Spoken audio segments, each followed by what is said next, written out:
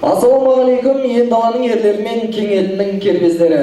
Армысыздар, қадірменді Мойынқұм ауылының тұрғындары мен қонақтар. Бүгінгі күн төл бесігінде тербеліп, ел есінде сақталатын қуанышты күн.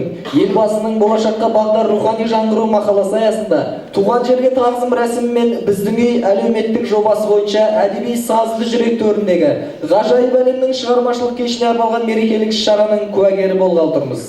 Ендеше Мойынқұм ауылының төрінде өткізіліп жатқан ғажайып екі әлемнің шығармашылық кеші атты кездесу кешіне қош келіпсіздер. Тәуелсіз елім менің қандай көркем, шашуы шашылар да есік төрден. Мың алғыс еліме де, еріме де, көк туым азаттықтың алып берген деген жыр жолдарын ауызға ала отырып, ортаға халықаралық құқық қорғау орталығының медиаторы, Мойынқұм ауылының тумасы Байымбетов Нұрбол Молдақұлұлын шақырамыз.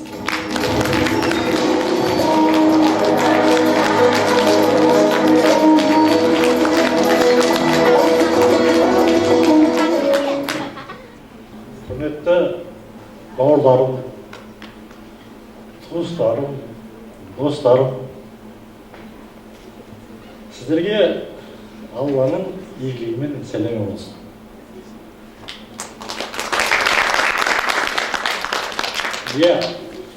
Таңғалуға бір-ақ сәт жетеді.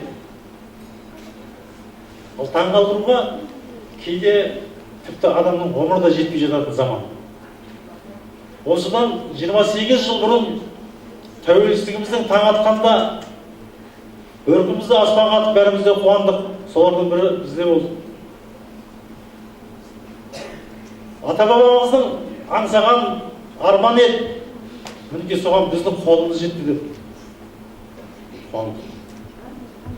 Елді таңғалдыратын уақыт келді. Қарасуда қаймақ болмайды, қас шеберде оймақ болмайды дейді. Ал енді оймақсыз-ақ көпшіліктің көңілінен шығу үшін әлі де білім керек, құрметті ағайындар. Кешегі Қаздауысты Қазыбек Келдібектің баласы, Төле би Әлібектің баласы, Әйтеке би Байбектің баласы, Кембриджде оқыған жоқ. Орақ тілді отауызды бабаларымыз Оксфордтың дипломын алып Кембриджде оқыған жоқ. Дегенмен барлық дүниенің барлығын осы халық үшін жасады. Ал енді сол Қаздауысты Қазыбек кешегі жаңадан ел басқарып келе жатқан шағында Тобықты елінің 12 фәнилік ілімнің иегері атанған Әнет бабаға келді дейді. Сонда айтты дейді: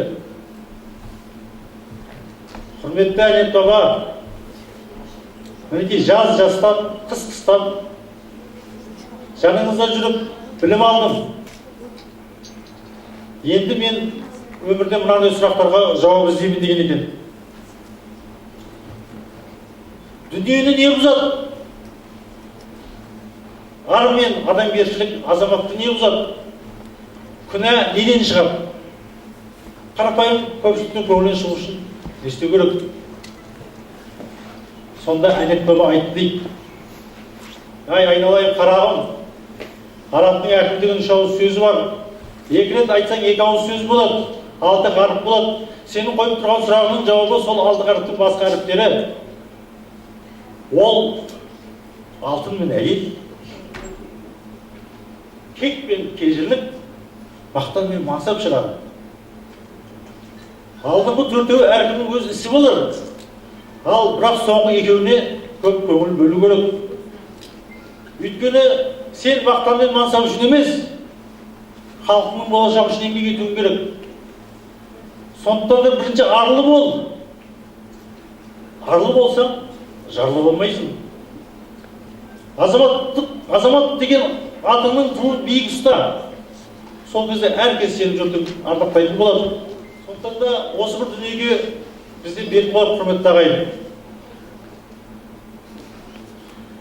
Қазақ өзінің әр баласына сынай қараған ғой.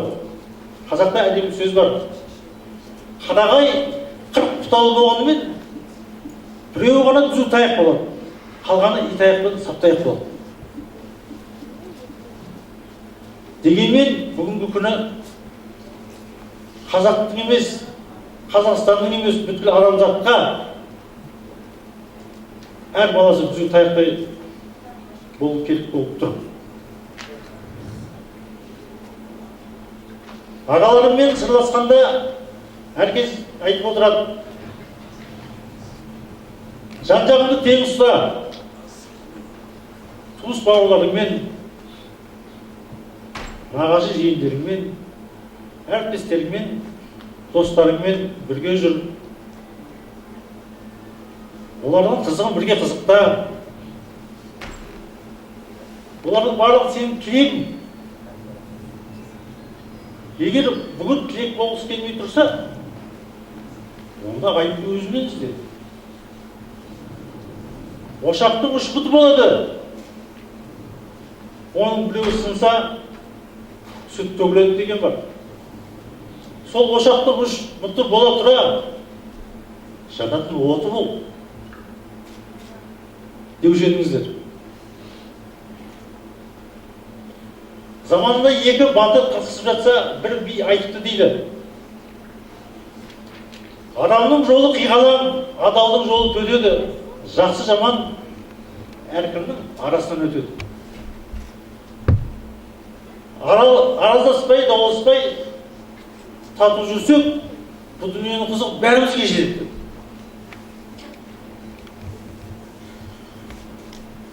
Сондықтан да, құрметті қалайық, мен сіздерден сүйінші сұрауға келдім. Сол сүйіншімді айтуға сіздер келдіңіздер. Рахмет. Енді бұл амандасуымыз, қазір мен негізге алып келген сүйіншімнің мән маңызын айтарым. Сондықтан мен не үшін келдім дегенде, сіздердің алдарыңызға халықтың алдына келдім деп келдім. Өйткені Алланың 99 есімін үйретті бізге. Сол 99 есімнің бірі халық. Әл-Халик деп жазыпты кітапқа. Негізінде біздің орталық, халықаралық қорғау орталығы деп аталатын республикалық қоғамдық бірлестік медиаторлар орталығы болады. Мінекей, осы орталыққа бір өтініш түскен болатын. Сол өтініштің жауабын іздеп мен еліме келдім. Ол өтініштің ар жақ бер жағына қарасақ, сонау тамыры тереңде жатыр екен. Сондықтан да ол жай ғана шешетін нәрсе болмады. Оны кімнен сұрау керек? Оның шешімін бір Алла ғана біледі деген басқа жауап табылмады. Енді Алладан қалай сұраймыз біз? Қалай бұны сөйлесеміз? Дегенде ойы келді. Алланың бір аты халық болса, неге халықтан сұрамасқа? Ал менің халқым, мінекей осы ортада сіздерсіздер. Менің елім. Сондықтан да біріншіден мінекей осында келгендеріңізге көп-көп рахмет айта отырып, біздің ендігі концерттік бағдарламамызды бастауға рұқсат етіңіздер. Құлыншақ фольклорлық ансамблінің орындауында күй «Әке толғауы». Жетекшісі Ержан Омаров.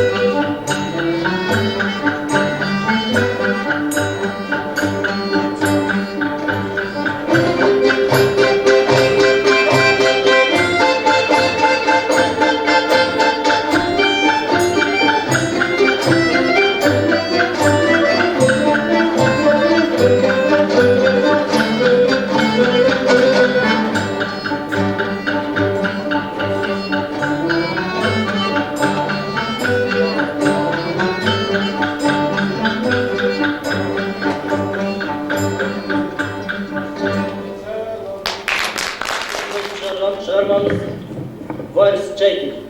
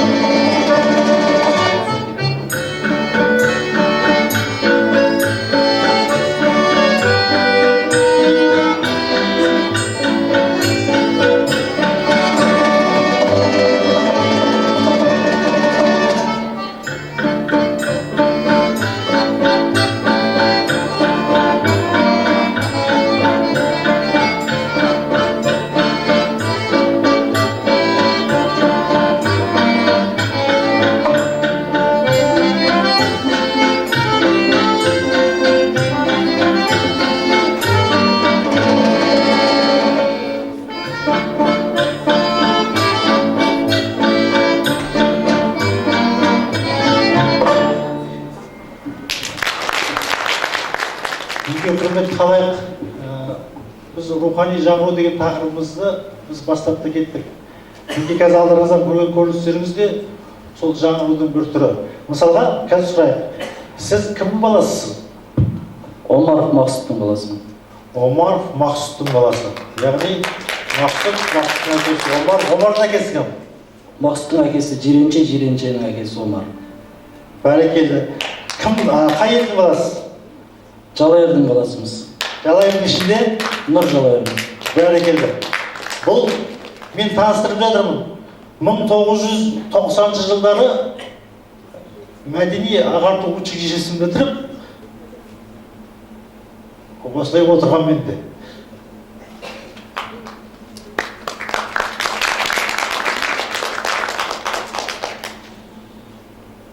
Ол кезде Біржан Қожаұлы деген ұстаз бар. Бүгінде ортамызда жоқ. Дегенмен осы елде ол кісіні танитын көптеген бауырлары, туыстары, достары бар. Мен өзге емес, өзім айтам өз жайымды деген әңгімем сөзбен емес, осылай көрсетейін деген көрінісіміз. Енді есете беріңіздер. Осыдан 25 жыл бұрын мен мына бала сияқты баян ұстап отырдым. Ал енді ол кезде музыка мектебінің директоры Бәттес Мұқан деген апамыз болатын. Солар бізге осы өнерді үйретіп, бүгінде мінекей жаңа түлек, жаңа буын, жас толқын келді орнымызға. Сондықтан да мен осы музыка мектебінің коллективін шын жүректен құттықтай отырып, алғысымды білдіре отырып, әрқашанда шығармашылық табыс тілеймін. Өнерлерің өрге баса берсін. Заманында Жошықханның баласы өліп қалып, көңіл айта алмай қалған ғой ешкім. Менің баламды кім өлді дейді, мен оны аузына қорғасын қоямын деп жарлық шығарып жіберген. Балам өлген. Тұтығып отқан Жошықханға ешкім жақындай алмаған кезде кетіп қалған деген күйші екен. Ақсап қалған деген күйді тапқан екен, сонда күйді естіп отырып кетіп қалған. Жошықханның өзі өлді дей ба? Өлді деп жылап кеткен екен. Сонда барып халқы жақындап көңіл айтқан екен. Есін бір жиып, кім хабар берді, мен соны аузына қорғасын қоямын деп, жаңа кетіп қалған алдырыңдар деп, кетіп қалған алдырған кезде данышпан кетіп қалған атамыз айтқан екен. Мен әлі айтқан жоқпын өлді деген сөзді. Мен домбыра тарттым. Өзіңіз ғой бірінші айтқан дегенде, өзінің сөзін өзі салып қалжалдаған Жошықхан зәрес кеткен екен. Сонда біздің жаңағы атамыз медиатор болып тұр. Ана хабарды ана кісіге жеткізіп тұр, өз тілінде, өзінің қалаған тілінде жеткізіп тұр. Музыка дегенімізде медиация. Музыка арқылы өткен тарихымызды ата-бабаларымыз бізге жеткізді. Сондықтан да енді сіздерге рахмет, мінекей көз алдарыңызға елестетсін деп мен әділеп бір ауыз ескертіп кеттім енді, бір қошемет жасап қойғанды қалайық.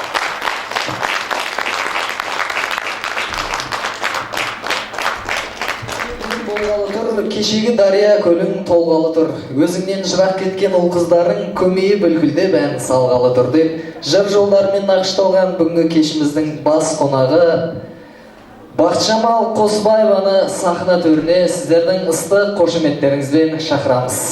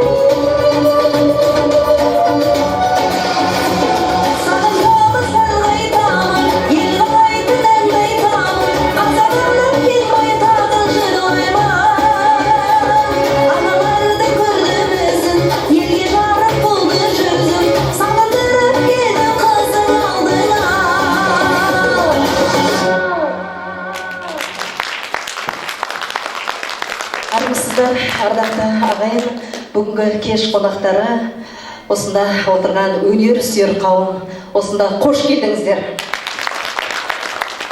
Бүгінгі ән жырдың бәрі әрине өздеріңізге арналады. Тағы бір жақсы ән қабыл алыңыздар. Кеңес Дүйсекеевтің әні «Сәлем саған, туған ел».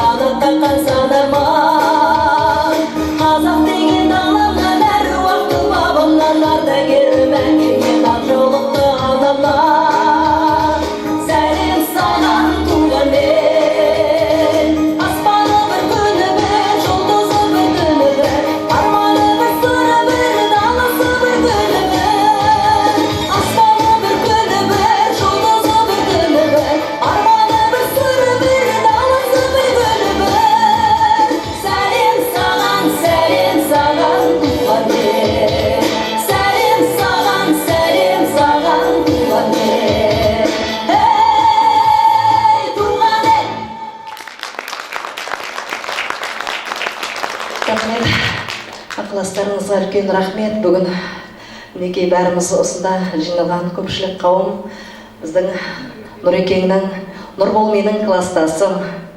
Сол кісінің кешіне, құрметті кешіне келіп отырмыз. Қадамдарыңызға гүл бітсін, нұр жаусын. Біз екеуміз бір класста оқығанда өзі сол кезден бастап шығармашылыққа сондай жақын, жаны жайсаң, сондай жігіт. Енді мінекей шығармашылықтың адамы болып отыр осы күнде. Мен өте қуаныштымын. Мен бірінші партада, одан кейін менен кейін Бақтияр осында отырған шығар. Сәлем, Бақтияр. Екеуі менен кейін отыратын тұғын.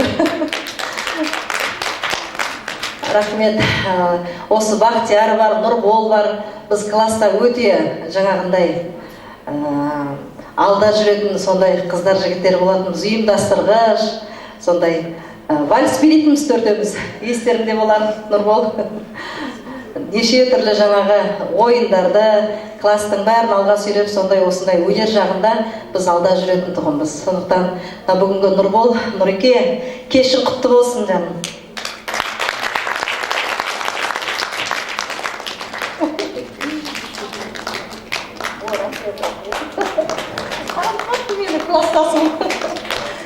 Игі іс-шараң құтты болсын, жалғасын таба берсін. Бұл өскелең ұрпаққа, өнеге, барша халыққа деп ойлаймын. Сондықтан ісің оң болсын, игі іс ары қарай жалғасын таба берсін. Кәнекей, Нұрекеңе бір дубов шапалақ қойыңыздар.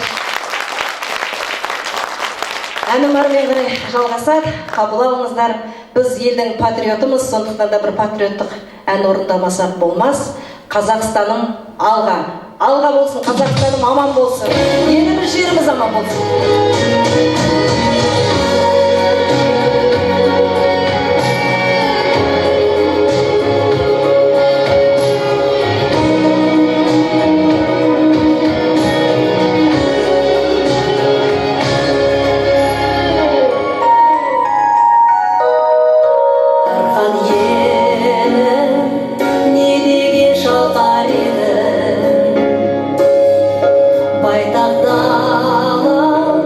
Дастан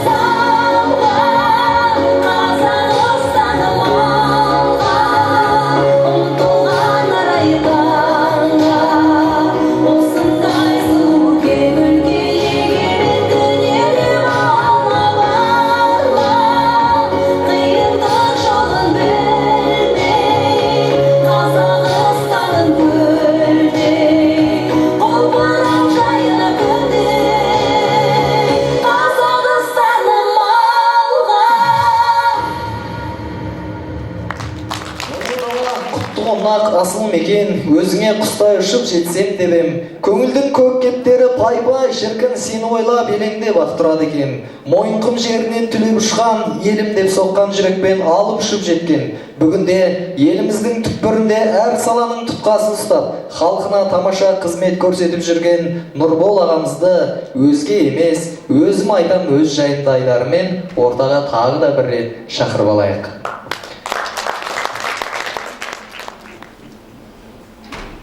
Өзге емес, өзім айтам өз жайымда. Жүрегім жалматқан сөз дайын. Я мен не айтқым келді? Мен не үшін жүрмін бұл жерде? Мен еліме есебін беріп кетейін, көріп кетейін, көріп кетейін деп келдім. Бұл қазіргі көріп отырғандарыңыз, бұл рухани жаңғырудың бір бөлшегі ғана. Бірақ мен осы келген кезде осында 150 отбасының үйіне кіріп шықтым. Айналдырған 2-3 күннің аясында. Мен өзім алдыма мақсат қойдым. Рухани жаңғыруды жасағаннан кейін өзімді бірінші рухани жаңғырту керек болды.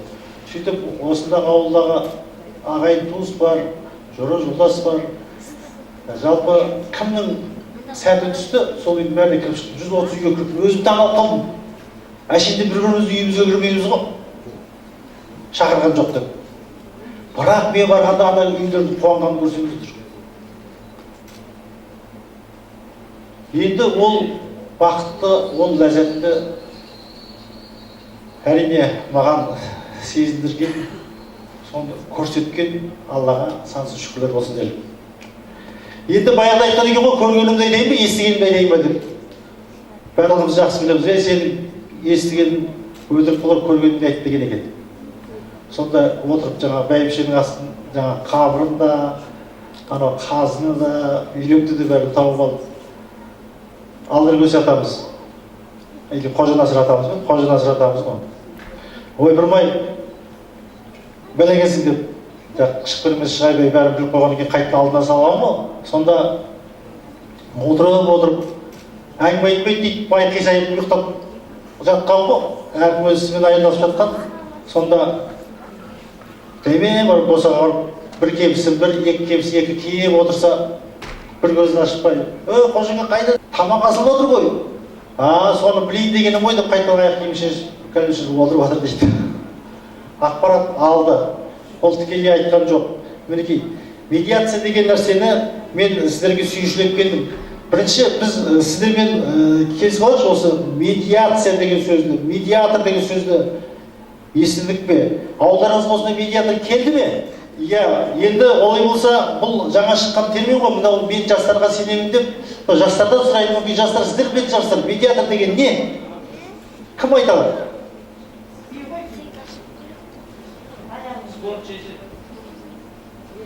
Иә, дауды шешеді дейді.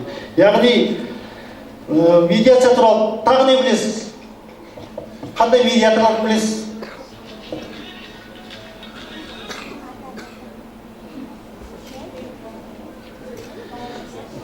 Олай болса, мен сіздерден сүйінші сұраймын. Сүйінші. Не сүйінші? Заң шықты. Медиация заңы шықты. Ол заң, қандай заң? Заң болғанда қандай заң? Ол сан мың ғасыр ата-бабамыз аңсаған, кез келгеннің уысына түспейтін, кез келгеннің бақшасында піспейтін заң.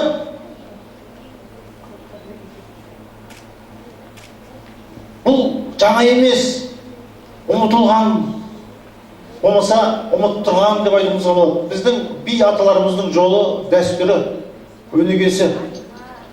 Мінекей, осы ауылымызда Төбе би деген үлкен ат беріп, Шәке ағамызды сайлаған екен. Мойынқұм ауданының төбе биі. Баяғы төле биіміз тіріліп келдік. Осыны сүйіншілеп отырып. Ал енді заң бойынша медиатор деген екі түрлі болады екен. Біріншіден, қоғамдық медиатор деген бар. Қоғамдық медиатор жаңағы Шәке ағамыз сияқты оны қоғам сайлап тұр, мынау біздің биіміз деп сайлап қойып қойды. Енді бізде дау бола қалса, біз білеміз биіміз бар екен. Сол биге барып жүгіне аламыз. екінші жолы сол медиатордың оқуын оқып, қолына оқыту деген қағаз алып, кәсіби медиатор болады. Ал енді медиация ненің белгісі? Қазақ халқы үшін бітімгершілік, билік айтудың ең озық өнегесі қорыта келгенде Қазақстан Республикасында медиация туралы заңның қабылдануы өркениет кешіне батыл бет түзеген біздің қоғамымызда оң өзгерістердің жүзеге асырылып жатқандығының айқын көрінісі екендігін айғақтайды.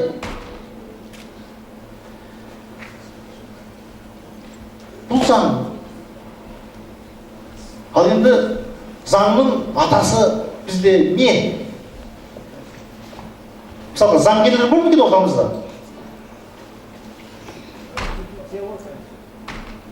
Қойыңызшы, осы жауап үшін бір заңгер болмаған ма?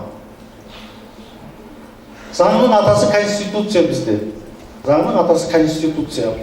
Ал енді конституцияны ата заңымыз деп біз мектепте оқығанда оқыдық, біз жаттадық. Мысалға, конституцияның бірінші бабы не айтады? Біздің мемлекетіміз аты Қазақстан екенін айтады. Оның осындай зайырлы мемлекет екенін айтады. Оның ең қымбат қазынасы соның адамдар екендігін айтады. Сол адамның өмірі, құқықтары, бостандықтары, денсаулығы, білімі бірінші бабында айтып тұр. Ал рухани өміріміздің заңы Құран кәрім. Мен ойлаймын, біздің еліміз қазір қай жерге барсақ та, Құдайға шүкір, Құранымызды оқып, Алламызға сыйынып жүрген халықпыз. Бірдеңе бола қалса, шариғаттың заңына саламыз. Бірақ біз шариғаттың заңымен өмір сүріп жатқан мемлекет емеспіз. Біз конституцияның заңымен өмір сүріп жатқан мемлекетпіз. Сондықтан да рухани өміріміздің заңы Құран кәрім болатын болса, мына өмірдегі бір-біріміздің қарым-қатынасымыз, мына өмірдегі біздің Құранымыз конституция. Оны жете білмей, бізге жақсылық жоқ. Мысалға, мәшинелеп жатқан жігіттерге көшедегі жол ережесін білмесе, қаншалық жолға барады ол. Мейлі біреуден өтер, екеуден өтер, үшінен тәртіп бұзар. Бәрінде тұтылады ғой. Тәртіп деген тәртіп бауыржан атамыз айтып кетті ғой. Ей, тәртіпсіз ел болмайды, тәртіпке бас иген құл болмайды деп. Сол тәртібімізді айқатпайтын заңымыздың медиация туралы заңы айтайық. Келесі слайд тастаңыз. Жаңағы мен айтқан қоғамдық медиатор. Кім медиатор бола алады деген сұраққа келсек, медиация туралы заңда толық жауап берілген. Айта кететін бір жайт. Медиатор қызметін кәсіби негізде атқаратын кәсіпқой медиатор және кәсіби емес негізде атқаратын қоғамдық медиатор бар. Ауылдық жерлерде кәсіби медиаторлар жоқ болғандықтан медиацияны қоғамдық медиаторлар жасайды. 40 жасқа толған және кәсіпқой емес медиаторлар тізімінде тұрған тұлғалар медиацияны кәсіби емес негізде жүзеге асыра алады. 40 жас деген сөзді естеріңізге салғым келеді. Яғни 40 жасқа келгенде ғана ол қоғамдық медиатор бола алады екен. Және ол өз елдің ішінде бір беделді, өзінің беделі бар, өзінің орны бар адамды медиатор сайлай алады. Осы отырған ортамызда да біз бір кісіні өзіміздің медиатор сайлап алуымыз болады. Мысалға айтқанда, осы жерде бөтен ешкім жоқ. Мен жаңағы осылардың ішінен бір ұсыныс тастап, бәріміз осы біздің медиаторымыз болсын десек, сол кісіні медиатор сайлап, сол кісінің жаңағы біз жазған хаттамамызды әкімдіктің сайтында тіркеп, мынау біз медиаторымыз деп қойсақ, ол заңды күшіне енеді екен. Ол кісі билігін шығара келеді екен. Бұл заңды жолы.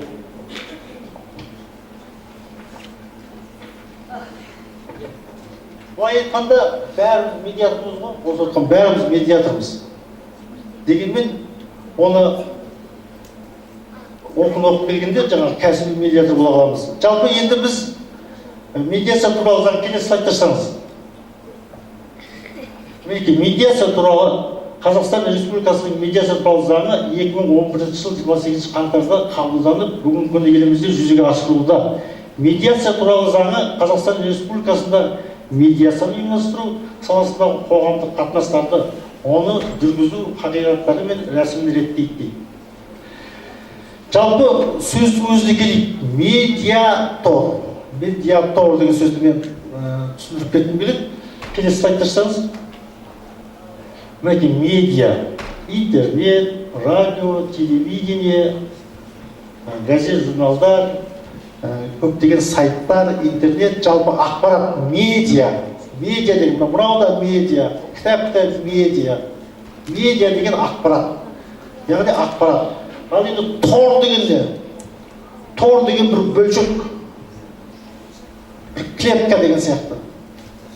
Яғни мен бір тормын, сіз бір торсыз, ол бір тор, әрқайсымыз бір тормыз. Яғни ақпарат тасушы бөлшек.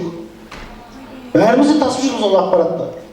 Бірақ медиатор кәсібін меңгерген адам бір арнайы бағыттағы ақпарат таратады. Ал енді біздің таратқан ақпараттарымыз келесі слайдтарды ашсақ, біздің жаңағы атқарып жүргендегі мысалы мынандай рекламаларды көреміз. Біздің таратқан ақпараттарымыз медиа арқылы, қағаздарға жазу арқылы тараттық және электронды тараттық. Келесі слайд. Мінекей біздің елге тастаған ұрандарымыз, яғни ақпарат арқылы біз бір-бірімізге үндеу тастаймыз, ой тастаймыз. Келесі слайд. Мынау ата-баба арманы деген кітапты, бұны да медиа деп алып келіп отырмын сіздердің алдарыңызға. Қалайша медиа, ақпарат. Енді біз қаласақ та, қаламасақ та, біз туралы кітап жазылады екен. Біз шыр етіп дүниеге келген кезде сәбилер үйінен аты жөніміз бәлешенің баласы, шешесі мынау, әкесі мынау деп жазылды. Міне тарих басталды.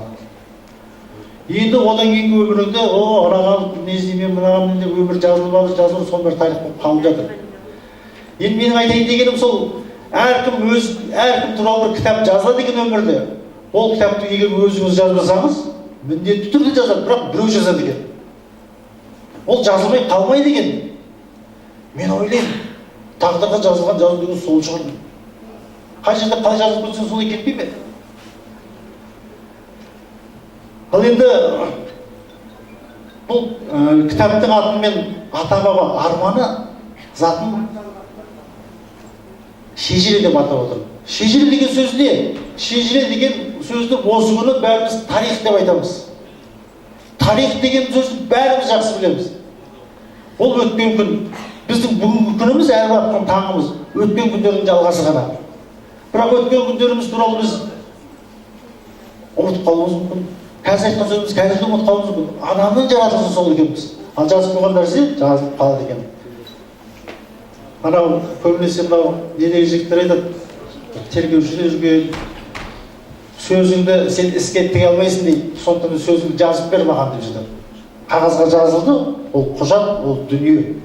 Біз әр айтқан сөзіміз Алланың тарапынан мен ойлаймын, канцелярия бар, әрбір сөзіміз протокол болып жазылып, қол қойып, кетіп жатыр. Әр сөзімізге жауап береді екен біздің аузымыздан шыққан сөз. Қазақта мақалмен айтсақ, мақалдың барлығын медиация деп ойлаймыз. Сондықтан да құрметті қалай, мен де көп айтпай қойын, бұндағы менің мақсатым жеті атасын білмеген жетесі деген сөзді бәріміз де жақсы білеміз. Бірақ осы күні көшеден көріп мен жаңағы кез келген сұраймын, кімнің баласысың десем, өзінің атын айта алады, әкесінің атын айта алады, атасының атын айта алады. Ары болса тағы фамилиясын айтып шығуы мүмкін. Ары қарай білмеймін деп спокойно тұра береді. Енді сен сөзден ұтылма, ұруың кім деп оны жалғастырған мен. Сөйтіп бір айтқан кезде 7-8-ге түгендеп қалады, сонда біліп жүр деген мағына келеді. Ал өзі ойлайды, мен білмеймін деп ойлайды ол. Сөйтсе ол біледі екен, 7-ден де асырып жүреді бір балалар. Ал жеті атаны білу деген сөз, ол иман келтіру екен деп ойлаймын мен. Өзіңді кім екеніңді білу. Сен кімнің баласы екеніңді білмей тұрсаң, онда сен, мысалға мен өзімді таныстыра келгенде, осы жеті адамды жазам деп жүрген кезде, мен өзім талай нәрсеге таң қылдым. Мысалға біздің жаңағы Бәйдібек атамыз, осы отқан барлығымыздың атамыз ғой. Бәйдібек атамыз би болған екен. Бәйдібек би. Бәйдібек бидің әкесі Қараша би болған екен. Қараша бидің әкесі Бабыралы деген адамымыз. Майқы би деген лақап аты болған екен. Бірақ ол Майқы биден тікелей өзінің ұрпағы екен. Мәнұлы Майқының. Түгел сөздің түбі бір, түп атасы Майқы би деген сөз қалған, мәтел қалған қазақта. Сол атамыздың ұрпағы екенбіз. Біз де жай жүрген жоқ екенбіз. Біз де бидің ұрпағы екенбіз. Қандай керемет сөз бар бір-бірімізге тілеген кезде. Би бол. Би болмасаң би түсетін үй бол деп. Яғни биді құрметте деп тұр ғой. Өзі би бол, бәріміз де бейміз. Үйімізде бейміз ғой бәріміз. Әрқайсымыз өз үйіміздің бейміз. Бірақ енді өз еліміздің, жеріміздің, ауданымыздың, облысымыздың да билерін сайлап қойып жатыр дегеніміз сол сияқты.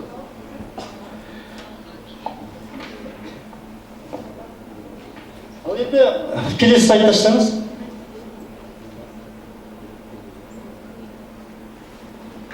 Мынау суретті салғаным, жаңа мен тор деп айтып отырмын ғой, тор. Мынау біздің жалпы жаратылыстағы кез келген ағашымыз болсын, темір болсын, біздің болайық, басқалар осындай молекуладан тұрамыз, соның бір бөлшекті осындай бұрыш-бұрышы қыры-қыры шыққан. Әлгі бриллиант деген сөз әбден алмаз деген тас шет-шетін егей қырын шығарады деген ғой. Сол кезде ол қаншалықты қырлы болса, соншалықты құлпырады деген тас. Сол сияқты біз дөп-дөңгелек болып келеміз де, дөп-дөңгелек болып келіп өмірге, сөйтіп өмірде ысылады екенбіз, қырларымыз шығады екен. Сол кім қанша қырлы болды. Өй, мына жігіт 8 қырлы бір сырлы екен деп айтып жататын сөз содан қалады екен. Тор деген сөз, медиатор дегендегі торды түсіндіріп жатырмын мен сіздерге. Тор, қандай тор боламыз? Әркімнің торы әртүрлі. Біреу анау фигуралар тұр ғой, соны шығарыңызшы маған. Жалпы менің айтайын дегенім, әрқайсымыз әртүрліміз. Ойымыз әртүрлі, көзқарасымыз әртүрлі.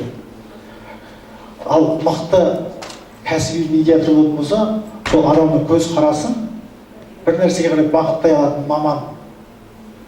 Мысалға тіс дәрігері тісіңізді емдей алатын болса, медиатор деген адамның ойын былай бұра алады екен. Егер де ол адамның ойын бұра алмайтын болса, онда оның кәсібилігі нашар болып тұрған екен. Жаңағы менің айтайын деген мына жерде квадрат, шаршы дейміз ғой, шаршы, үш бұрыш, шеңбер, тік төртбұрыш және зигзаг. Солай ма? Или олай емес деп айтатын адамдар бар ма? Яғни солай. Мен де солай, бәрімізге солай үйретті. Бірақ осының ішінен әрқайсыңыз өздеріңізге сүйікті форманы таңдап көріңіздерші. Енді жарайды. Кім дөңгелекті таңдады? Мен. Орындарыңызда тұрыңыздаршы. Дөңгелекті таңдаған. Орындарыңызда тұрсаңыз, орындарыңызда. 1, 2, 3, 4 адам. Бір-бірлеріңізді қараңыздар, 5 адам. Бір-бірлеріңізді қараңыздар. Бір-бірлеріңізді қараңыздар. Біліп алыңыздар. Сіздер шеңбер болып тұрсыздар қазір. Шеңбер болып тұрсыздар. Жақсы, рахмет. Ал енді тік төртбұрышты таңдағандарды орныңызда тұрыңыздар. Тік төртбұрышты кім таңдады? Біреу. Ой, бұрмай, мына кісілердің бәрі кім болды сонда? Үш бұрышты кім таңдады? Біреу, екеу, үшеу, төртеу. Орындарыңызда тұрып, бір-біріне қарап алыңыздар. Таппай қаласыздар ғой, үш бұрыштар кім екен? Шаршы. Шаршының ішін таңдамаған екен. Енді не қалды бізде? Зигзаг. Зигзагты таңдағандар орындарыңызда тұрыңыздаршы.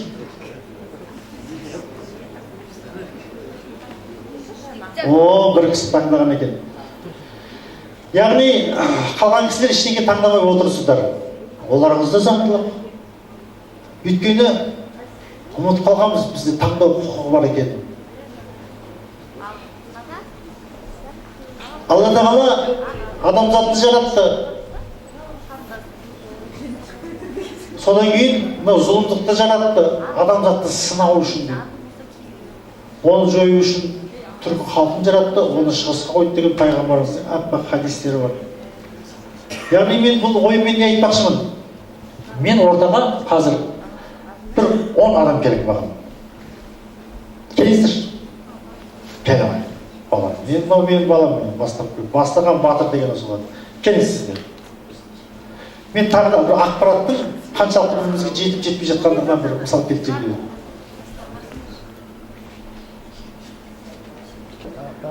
Иә, бәрекелді. Сен кім боласың, балам? Сәкеннің Сәкен кім боласың? Серікбек Серік кім боласың? Мәдханның Мәдхан кім боласың? Елің кім? Қорлас Қорлас ішінде. Қауаяқ Қауаяқтың ішінде. Әжімбет Әжімбеттің ішінде. Қорластың әкесі кім?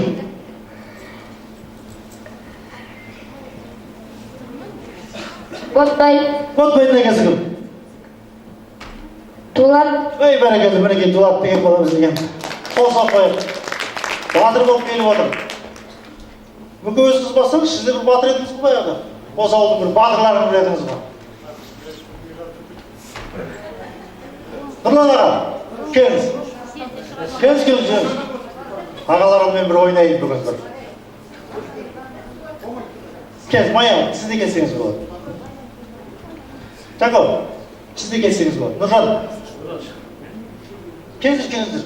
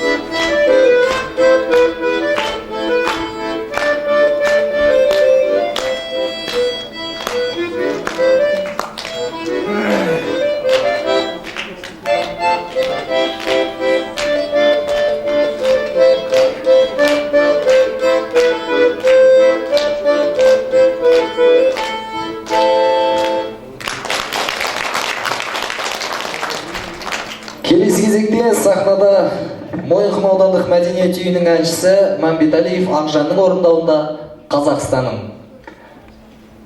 Қарсы алыңыздар.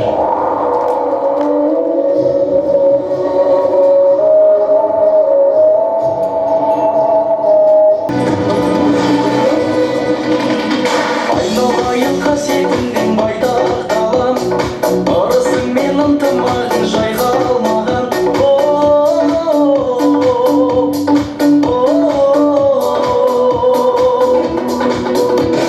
Жай достарың жасыл белің тойды ойнаған, көк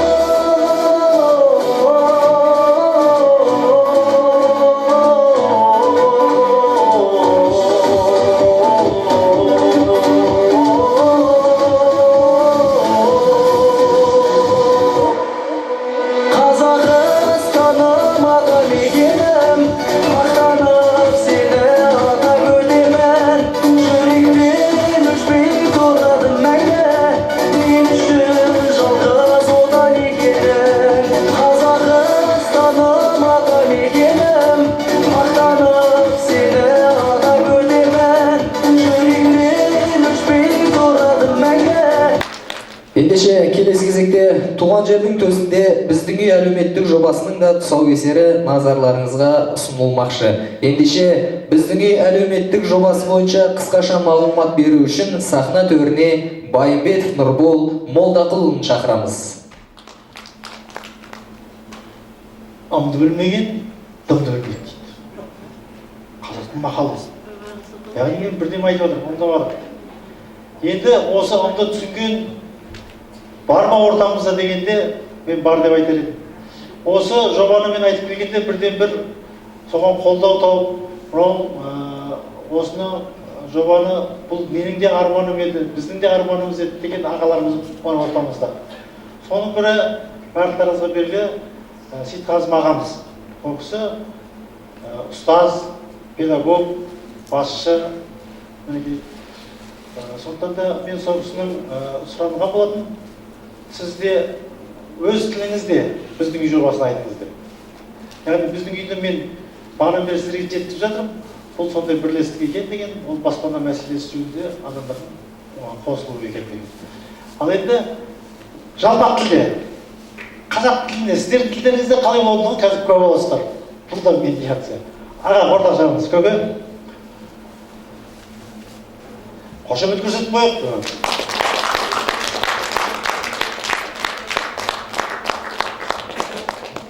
Бисмиллахир-рахманир-рахим. Алланың атымен бастайын. Құрметті мынау бүгін Нұрбол ініміздің кешіне жиналған халайық. Мен де ағасы болам, туысы болам. Бәріміз де жаңа айтып жатыр ғой, адам ата Хауадан тарады деп. Сол бірақ дегенмен қазір 18 миллиард халық болса, соның ішінде шағынғанда 18 миллион қазақтың ішінде бәріміз қазақпыз, атамыз соның ішінде аю, атымыз қазақ, бәріміз 300-дің ұрпағымыз. Менің айтайын дегенім, мен інім келіп осындай бағдарламасы жөнінде кішкене маған мағлұмат берді. Мен бір нәрсеге үлкен көп назар аудардым. Мен өзім ойымда жүрген, осыдан 10-20 жыл бұрын жүрген осы ата-бабамыздың шежіресі. Өйткені жаңа айтып кеттік қой, жеті атасын білмеген қазақ жетесіз деген. Біздің балаларымыз ертең кімді кім таниды, кім екенін, туыс екенін, бауыр екенін, жақын екенін біз танытпасақ, кім танытады? Осы ойымызбен өстіп кете береміз бе? Әйтеуір біреу шығу керек қой, біреу айту керек. Әрқайсымыз өзіміз айтқанымызбен бізді ағайындығымызды, туыстығымызды, жақындығымызды, бауырлығымызды бір-бірімізге осындай балалардың ертең қарым-қатынасын осылардың барлығын жеткізетін. Мына ата-баба арманы деген сөзді өзі менің жүрегіме үлкен бір орын алды. Мен мына жерде жалпы интернеттен көрдім, анадан іздедім, мынадан іздедім, бірталай нәрсе ойландым. Сіз бір-екі ауыз сөз айтыңыз деп. Мен бір-екі ауыз сөз айтқанда, мен мынау енді жаңағы кімнің біздің жобасы ғой. Жалпы қарасаңыз сөздің үйдің өзі әлгі отан отбасынан басталады дейді қазақ. Отбасында қандай болса, балаға тәрбие қалай берілсе, біз қалай үйретсек, баламыз ертең солай болады, сондай болады. Сондықтан біз бір-бірімізден жат болып кетпеуіміз керек. Бір-бірімізде ол міндетті түрде мен аю, я болмаса сен әбік, сен бестерек, сен жалайыр, сен арғын деген емес, 300-дің баласымыз деп тұрмыз ғой. Барлығымыз бір-бірімізді бауыр тұтсақ, оны Абай атамыз айтқан жоқ па? Бәріміз мінекей бір атаның баласымыз, бауырымыз деп. Мына жерге бір Ыбырай Алтынсариннің сөзін жазып жаздым. Балаға берілетін бірінші тәрбие дейді, ата-анасынан, туған туысынан, жолдасынан және ортадан беріледі, білесіздер. Міне сондықтан да барлығымыз да ата-анамыздан тәрбие алдық. Ал ата-анамыз біздің кім екенін білу үшін біз шежірені білуіміз керек. Туыстығымызды білуіміз керек. Мұхаммед пайғамбарымыздың Құранында мынандай нәрсе бар екен. Алладан қорқыңдар, туыстық байланысты үзбеуден сақтаныңдар. Күдіксіз Алла сіздерді бақылап тұрушы. Ниса сүресі де осылай жазылған екен. Атамыздың арасында мыңдаған маржан сөздер бар. Мысалы, ағайын бидеді. Ағайын ағайынның айнасы дейді. Ағайын бірде араз, бірде тату дейді. Арамыздашы. Ағайында өкпе барды, кек жоқ дейді. Ағайынның аразы болса да, безері жоқ дейді. Бауыр шырын, бас тәтті, ағайынмен ішкен ас тәтті дейді. Ағайын қадірін білмесең, жалғыздық берер сазайын дейді. Бетің қисық болса, айнаға өкпеле, ниетің қисық болса, ағайынға өкпелеме дейді.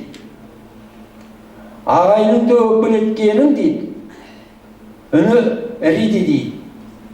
Сара жолдың қадірін адасқанда білесің, қарындастың қадірін қарасқанда білесің. Туғаныңмен туыспасаң, кең дүниеде сыйыспайсың. Тіріңде селеспасаң, өлгенде жыласпа дейді. Қандай ауыр сөздер, қандай керемет сөздер. Мына сөздердің барлығы мен енді бұл жерде айтайын деп тұрғанымды шежіре жөнінен біраз еңбектеніп, өзіміз талай жылдан бері жинақтап жүрген едік. Соны бір жүйеге келтіріп, Нұрбол мынандай кітап қылып шығарып жатыр. Біз үлкендер білгенімізбен біздің кейінгі балаларымыз, біздің немерелеріміз, біздің ары қарай ұрпақтарымыз бірін-бірін жақынырақ, кішкене туыс екенін біліп, бірін-бірі танып, бірін-бірімен араласып жүретін бір үлкен дүние. Мәшһүр Жүсіп деген атақты қазақтан шыққан ғұлама, білесіздер, ақын әрі аманында дейді, елжіреп мақтайтын да ағайын дейді. Алыстамай айналып жақтайтын да ағайын дейді.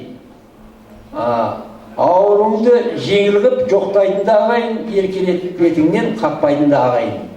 Міне осы айдайын 90 ауыздың сөздің толықтай түйіні мына жерде отырған бөтен адамдар жоқ деп жатыр ғой.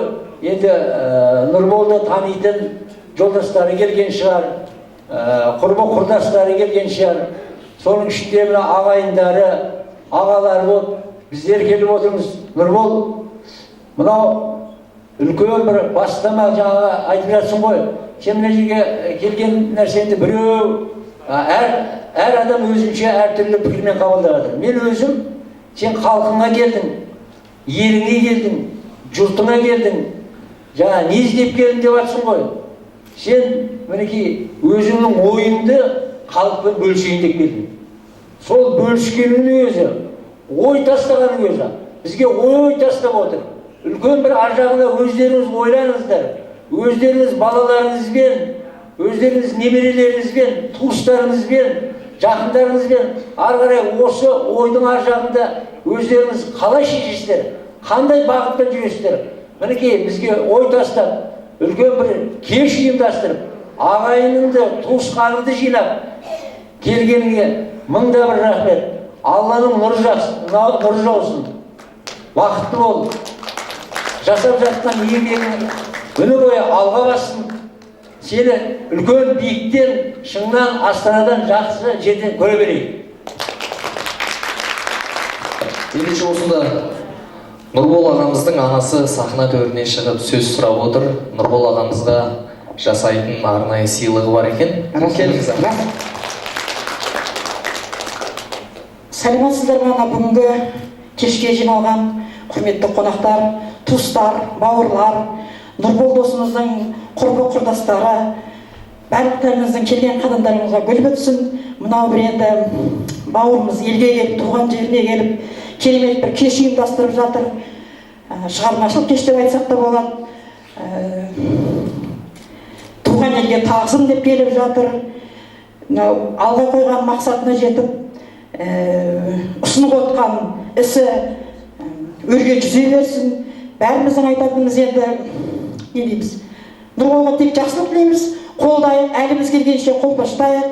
Алыста жүрген азаматымыздың қандай да бір ісіне болса да қошемет көрсетіп жүрейік. Енді мына анасының, бәріміздің де анамыз, Кәндижанның баласына деген сияпаты бар екен, соны табыстайын деп отыр. Рас. Саламатсыздар ма? Мына келіп отқан көпшілік. Сіздерді мен өте жақсы көремін. Ұлдарыңыз Нұрбол туған елім, туған жерім деп сіздерге кеп тағзым беріп, мына шығармашылық аз да болса бірталай ойды ойымызға түсіріп, соны түсінсек, қазіргі саясатта елбасымыздың да бастап жатқан бастауы осы. Ол кісі жаман айтып жатқан жоқ. Халықтың қамын ойлап жатыр. Халқы үшін, елі үшін қызмет жасаса, келешекте біздің жастар міне осыны ары қоштау керек. Әрине, бірінші денсаулық болсын, еліміз аман болсын, елімізде тыныштық болсын. Мына ұлым Нұрболға ақ патшадай аппақ болсын деп, отырған жері, отырған орны тақ болсын деп, ағайынның елдің алдында мәртебесі жоғары болсын деп, ана қандай тілек тілейді, тек қана сондай жақсы тілек тілейді. Осы айтқан тілегіміз барлық аналардың атынан айтып тұрмын. Ал енді балам осы жасап жатқан тіршілігің бұл бастамасы, сіз сияқты жастар жалынды болу керек. Өмірде сол жаңа айтып жатыр, ол бірігу, бір-біріне бірігу. Мысалы, телевизор, радионы мен көп тыңдаймын, сонда айтады. Бір айдың ішінде соттың алдында 25.000 арыз барады екен. Сот бір-бірін, туыстар, ағайындар, біреулер бір-бірін сотқа береді. Оның бәрін қалай соттай берсін? Сода мына медиация дегенді құрды. Бұл ағайынның бір-бірімен туыстығы, ағайынның жолы, сондай нәрселерді бұл жерде түсіндіреді. Баяғыда болған ғой, үлкен аталарымыз жаңағыдай дау-дамай болса, айқайсыз-ұйқайсыз жолдармен шешкен. Сол жол болсын деп біздің елбасымыздың бастап жатқан бастауы, халыққа жолдаған жолдауы. Ал енді тағы да айтайын, мына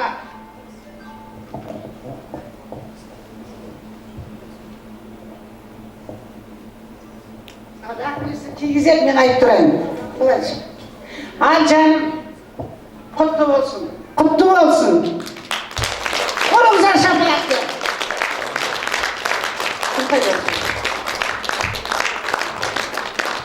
Ал енді кімнен кем болды? Ақ бала болды. Осындай жолы ақ болсын. Көңілінің бәрі жоғары болсын. Сіздердің әрқайсыңыз отбасыларыңа тек қана тыныштық, ынтымақ, береке тілеймін. Береке қайда барасың дейді, ынтымаққа дейді.